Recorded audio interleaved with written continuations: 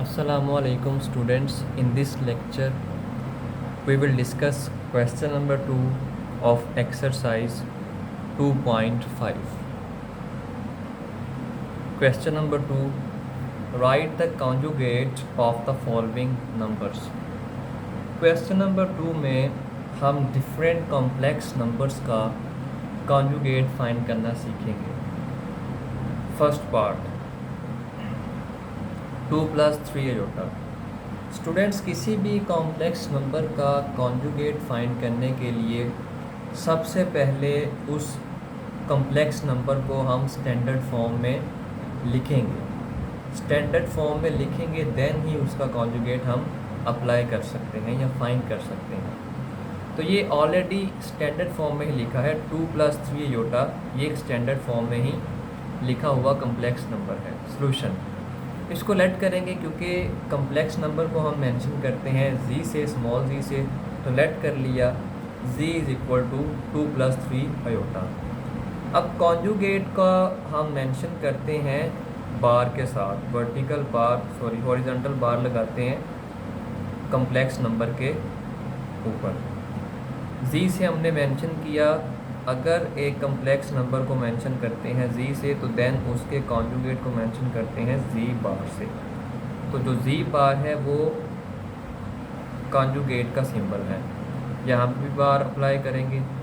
तो जब हम कॉन्जुगेट अप्लाई करेंगे, अब कॉन्जुगेट अप्लाई कैसे करते हैं, जो आयोटा वाली टर्म होती है दिस इज़ 3 आयोटा, उसका सिंबल चेंज कर देते हैं। यहाँ पे देखें दिस इज़ +3 आयोटा, तो जब हम कॉन्जुगेट अप्लाई करेंगे तो ये +3 आयोटा से -3 आयोटा बन जाएगा और ये फिर बार भी रिमूव हो जाएगी। बार उस वक्त रिमूव करते हैं जब कॉन्जुगेट अप्लाई कर लेते हैं, सिंबल चेंज कर लेते हैं और जी के ऊपर से बार ख़त्म नहीं करते, क्योंकि ये शो कर रहा है कि ये कॉन्जुगेट ऑफ जी और ये इक्वल है 2 - 3 आयोटा के, प्लस को हमने नेगेटिव में चेंज कर दिया है। ये बार रिमूव कर देंगे उस वक्त जब हम साइन को चेंज करेंगे।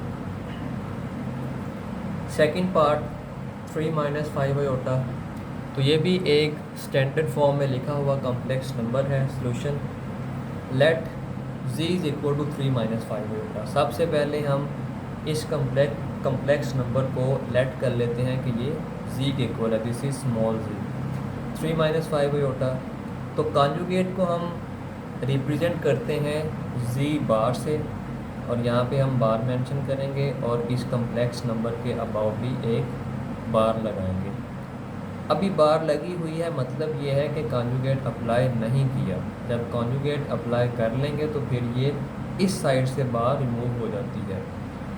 तो यहाँ पे देखें कि कॉन्जुगेट अप्लाई करने का तरीकाकार ये है कि जो आयोटा वाली टर्म होती है हम उसका सिंबल चेंज करते हैं। तो दिस इज़ 5 आयोटा और इसका सिंबल यहाँ पे है माइनस, तो जब हम कॉन्जुगेट अप्लाई करेंगे तो ये माइनस से शिफ्ट हो जाएगा पॉजिटिव में। सो दिस इज़ 3 + 5 आयोटा, ये कॉन्जुगेट है इस कॉम्प्लेक्स नंबर का। Third part minus iota.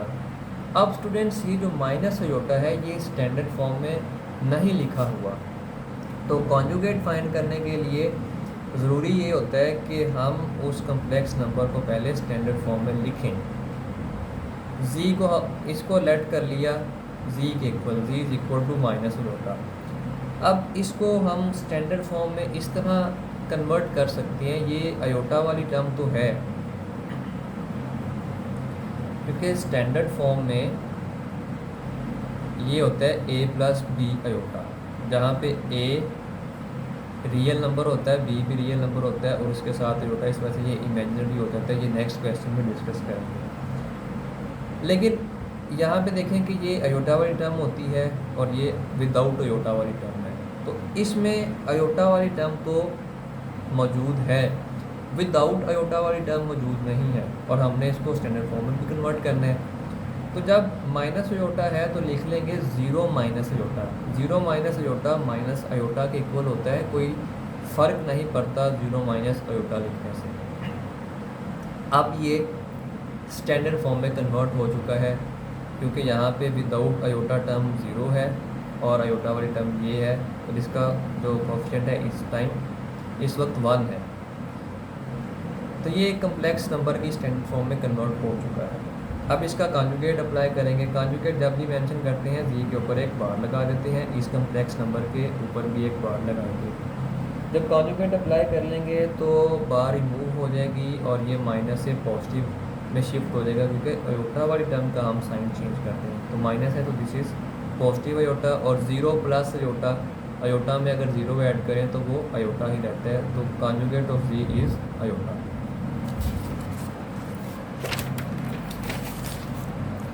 Fourth part -3 + 4 iota. Solution, इस नंबर को लेट कर लिया जी के इक्वल -3 + 4 अयोटा।